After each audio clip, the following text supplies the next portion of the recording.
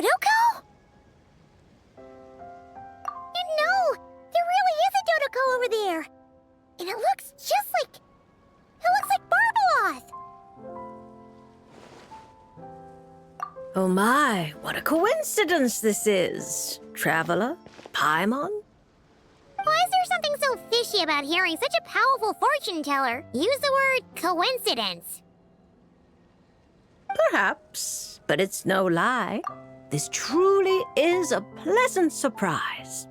As a descender from beyond this world, the traveler's fate is not anchored in Tevat.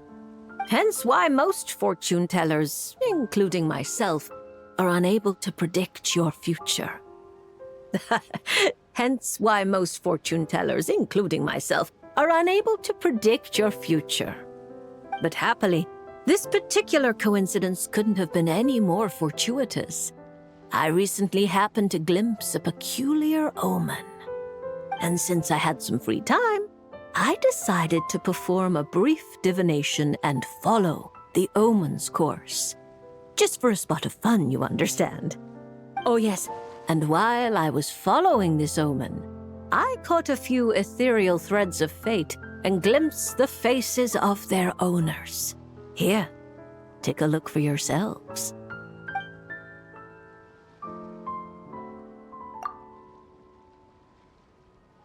See? Didn't I tell you? Someone with so many friends was bound to recognize them all. Hi, you two. It's been a while, hasn't it?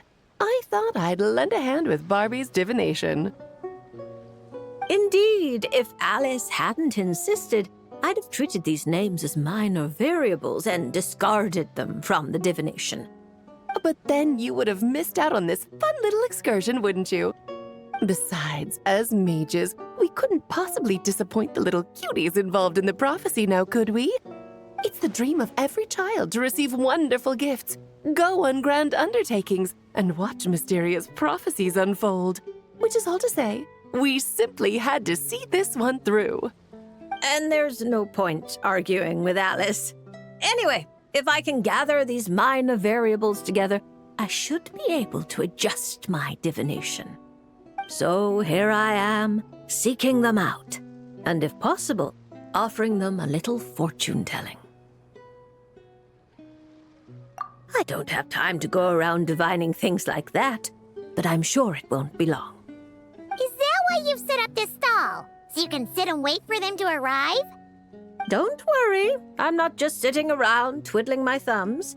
This Dodoko is simply a stand-in. I'm still working on my research. That's right. And I installed sensors on Barbie's Dodoko. As soon as the right person shows up, she'll receive an instant notification. And Dodoko will give a happy little wiggle to make sure our visitors are drawn on in. What are you doing back here? Take your arm off that. You'll knock my scryglass onto the floor. And hold that cup steady. I don't want you spilling hot chocolate on my manuscripts. All right, keep your hat on. Just 1 second. There you go, Barbie. This one's yours. I hardly put any sugar in it, I promise. When you say hardly any sugar, I can't help but feel like we're not speaking the same language. Back to business. After we followed up on Barbie's divination, I was hoping to gather everyone up, everyone involved, that is, and throw a huge party. I've even decided how we can send out the invitations. Don't worry, I've already picked out the most beautiful birds available. Picture it. In the dead of night, a huge, pure white bird flies through your window with a mysterious letter in its beak. Then you open it, and a whole new world appears before your eyes. Unfortunately, as I told Alice, doing that would only serve to disrupt the path of fate. Besides, dealing with such small prophecies is a real pain, so it's off the cards. Fate is such a spoilsport. Nevertheless, we can still have a party. When the time is right, I'll invite everyone myself.